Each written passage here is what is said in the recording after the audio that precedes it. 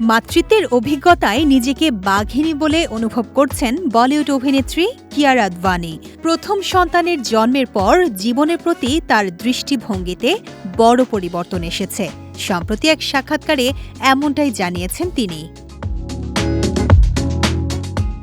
2025 সালে স্বামী সিদ্ধার্থ মালহোত্রার ওরসে কন্যা সন্তানের জন্ম দেন কিয়ারা। সন্তান জন্মের পর কিছুটা সময় পরিবার ও নবজাতককে ঘিরেই কাটিয়েছেন এই অভিনেত্রী।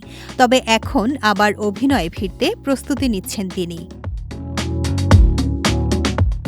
মাতৃত্বের পর নিজের পরিবর্তন নিয়ে কিয়ারা বলেন, এখন তিনি অনেক বেশি সুরক্ষামূলক হয়ে উঠেছেন।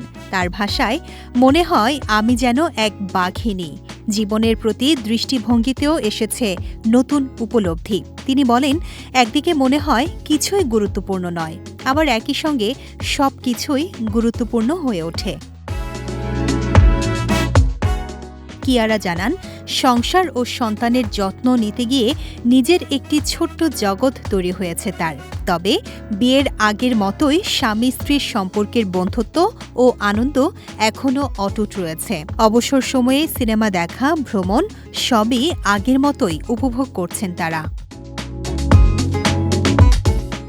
মাতৃত্বের পর বড় পর্দায় কিয়ারার প্রত্যাবর্তন হতে যাচ্ছে টক্সিক সিনেমার মাধ্যমে। এতে দক্ষিণের জনপ্রিয় তারকা যশের সঙ্গে জুটি বেঁধেছেন তিনি। ছবিটি পরিচালনা করছেন গীতু মোহন দাস।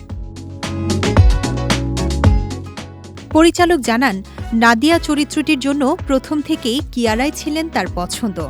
তার মতে, কিয়ারার অভিনয়ে কোমলতা ও তীব্রতার দারুণ সমন্বয় রয়েছে, যা চরিত্রটিকে প্রাণবন্ত করে তুলেছে।